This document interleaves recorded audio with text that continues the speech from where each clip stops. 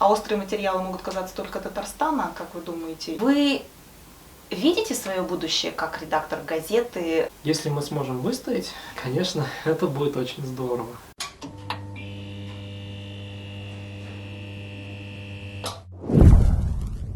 Сейчас мы больше начали сотрудничать с московскими татарами, потому что как-то вдруг поняли, что в Москве, во-первых, татары, они проводят очень интересную культурную политику, которую нам надо взять на вооружение в Татарстане. Нужно осмыслять их опыт, и нужно смотреть, как у них получается в масштабе, то есть уменьшенной России, модели России в Москве, выстраивать именно вот татарское возрождение. И татарскую среду такую, да? Конечно, да. Как раз таки, что касается вопроса того же штаба татар Москвы, не могу не высказаться, что штаб татар Москвы — это сейчас та организация, которая занимается непосредственным, реальным процессом объединения татар, единения, единства. Это именно то, что сейчас в Казани необходимо, о чем много говорят, и говорят уже не первый год. Так.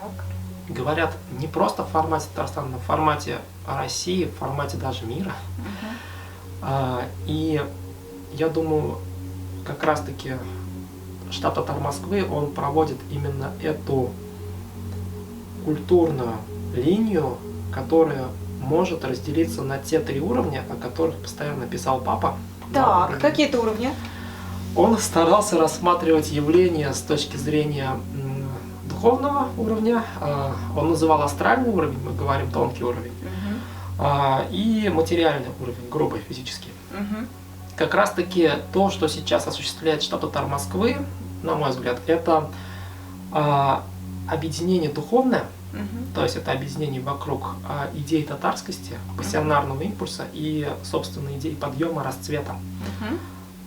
Это объединение на тонком плане.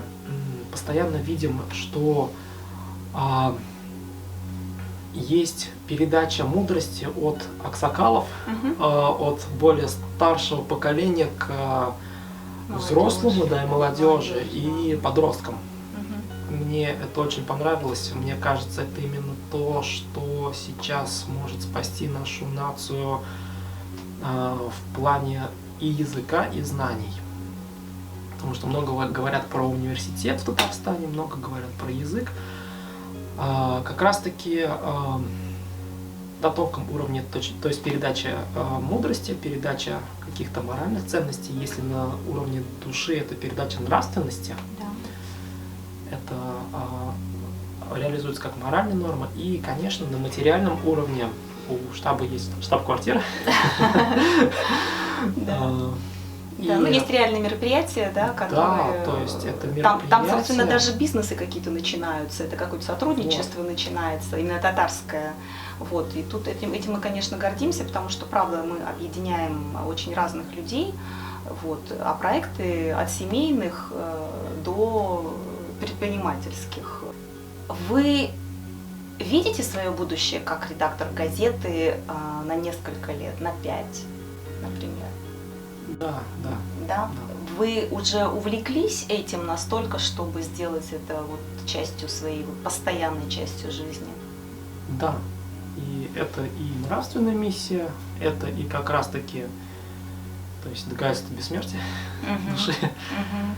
Потому что много людей, когда получают газету, они пишут или звонят, или говорят одно и то же, что как будто бы папа присылает эту газету, то есть как все было, так оно и остается, и как будто человек не умирает.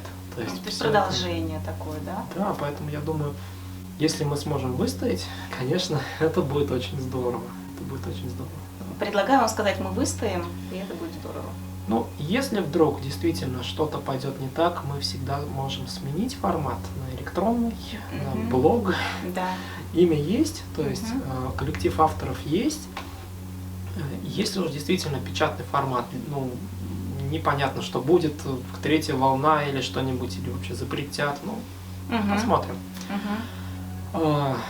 Конечно, я думаю, нет смысла этот бренд как-то сейчас отпускать на волю и говорить, что ну все, спасибо, эпоха закончилась.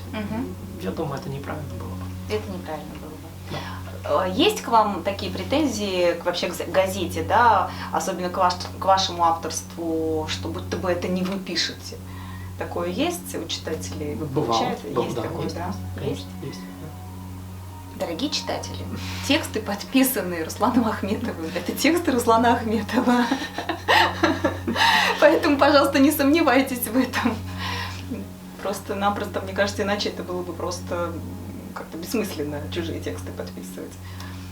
Ну, правда? Когда папа был жив, говорили, что пишет папа, я просто подписываюсь. Сейчас вот возникает вопрос, а кто же пишет? Видимо, уже за вас. Да, уже за меня. Мафия. Руслан, спасибо большое, очень прям приятно было пообщаться. Очень жаль, что мы ничего не узнали о личной жизни.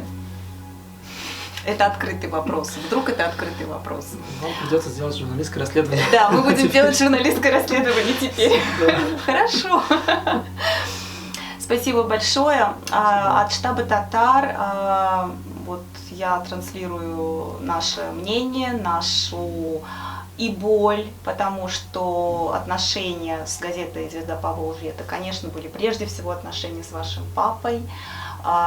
И ваш папа и Рустам Фаизович, наш руководитель, дружили, понимали друг друга, поддерживали друг друга.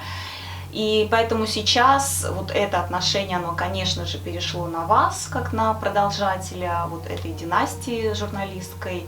Вот. И, конечно, мы желаем вам успеха, творческого, финансового, личностного успеха, да, и, конечно же, и в личной жизни, чтобы у вас появилась рядом женщина, партнер, союзник, друг, да, который поддержит и позволит вам творить и создавать вот эту удивительную, замечательную газету.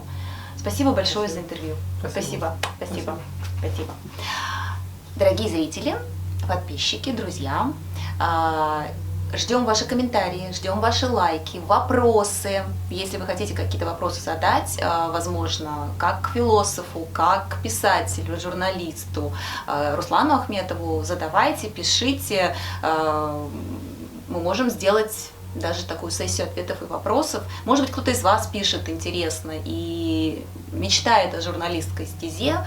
Вот, пожалуйста, есть сейчас такой момент, когда вы можете об этом заявить. Ставьте лайки, подписывайтесь, приходите в гости и всего хорошего. Спасибо.